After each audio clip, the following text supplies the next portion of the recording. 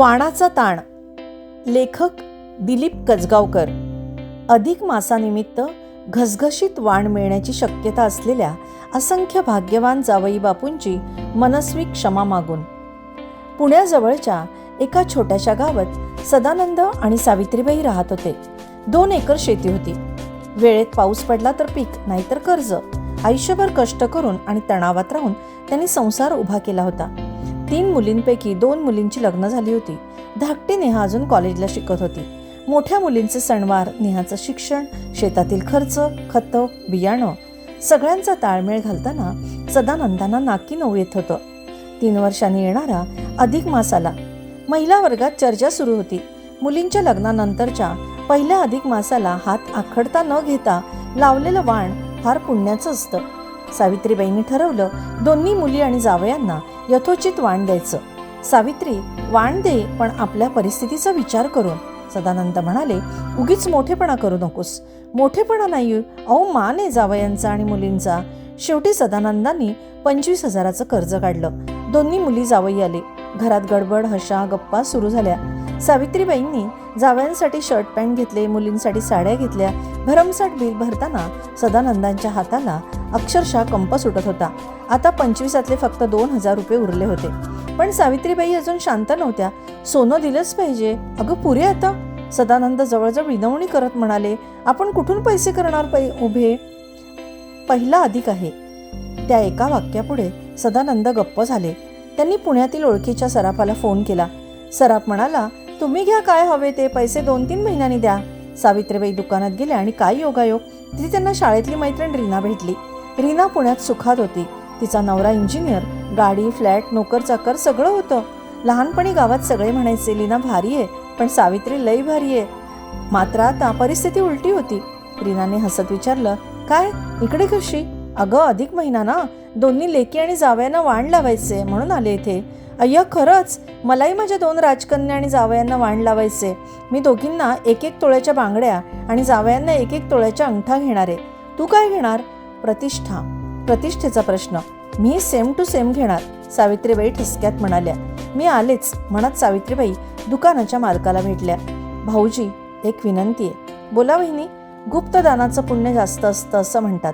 त्यामुळे मला वस्तू कोणालाही दाखवायच्या नाहीत. मी सांगते ते सगळं बॉक्समध्ये पॅक करा. सराफ गालातल्या गालात हसला. जसं सांगाल तसं. रीनाचा निरोप घेत सावित्रीबाई समाधानाने घरी परतल्या. आज त्यांनी तिची बरोबरी केली होती. वाण लावण्याचा कार्यक्रम झाला. मुलींनी जावयांनी आदराने बॉक्स स्वीकारत सदानंद आणि सावित्रीबाईंना वाकून नमस्कार केला. बॉक्स घरी गेल्यावर उघडा, सावित्रीबाईंनी सांगितले. दुसऱ्या दिवशी सकाळी मुली आणि जावई आपापल्या घरी निघून गेल्यावर घर सुनं वाटत होतं. सायंकाळी फोन वाजला. मोठ्या मुलीच्या सासूबाई फोनवर होत्या. कौतुक फक्त तुमच्या मुली जावयांचंच का? आम्ही कोणीच नाही का तुमचे? पण एक मात्र खरं, वाण छान दिलं. Hats off to you. थोड्याच वेळात धाकट्या मुलीच्या सासूबाईंचा फोन. अहो, इतकं सुंदर आणि कल्पक वाण, मनापासून धन्यवाद. सदानंद आणि सावित्रीबाई खुश झाले. शेवटी प्रशंसा कोणाला आवडत नाही. तेवढ्यात सदानंदांच्या मोबाईलवर मेसेज आला, सराफ मित्राचा. सदा, बिल 7,05,200 रुपये. आरामात दे. सदानंदांच्या हातातून मोबाईल खाली पडला. सावित्री, 7 लाख? सावित्रीबाई मात्र शांत होत्या. आपल्याच मुली जावई आहेत, पण एवढे पैसे कुठून आणायचे? क्षणभर शांतता पसरली. होईल व्यवस्था, का काळजी करता? सदानंद पुटपुटले. सावित्री, माझ्यासमोर 2च मार्ग आहेत.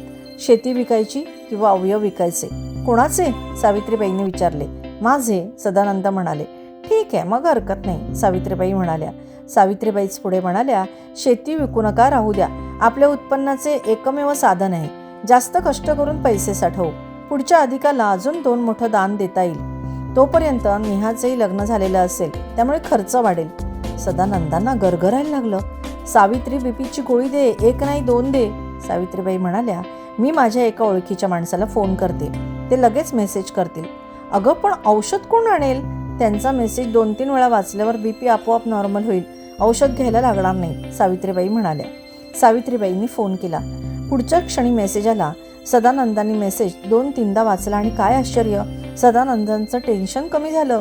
चेहरा हसरा झाला. बीपी नक्कीच कमी झालं असावं. का? कसं?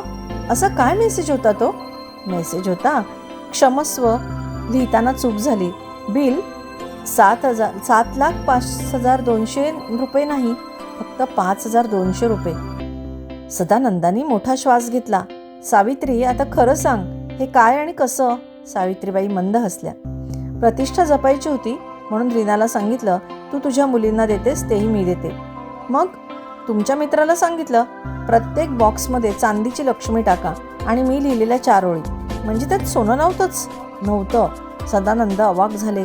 सावित्री, आज मला तुझा अभिमान वाटतो, पण ते 4 ओळी काय होत्या ग? सावित्रीबाईंनी मोबाईलमधील त्या स्वरचित ओळी ऐकवल्या. सोनं अंगावर घातलं तर शोभतं, पण ते जपत जगावं लागतं. म्हणून आम्ही सोन्याऐवजी संस्कार दिले, कारण संस्कार लपवावे लागत नाहीत, ते आचरणातून आपोआप दिसतात. आमच्या अल्पमूल्याच्या अधिक मासाच्या वाणामागील प्रेम, आपुलकी आणि आशीर्वाद मात्र अमूल्य आहेत. आपण या वाण्याचा मोठ्या मनाने स्वीकार करून आम्हाला उपकृत कराल याची खात्री आहे. लेखक दिलीप कजगावकर, पुणे.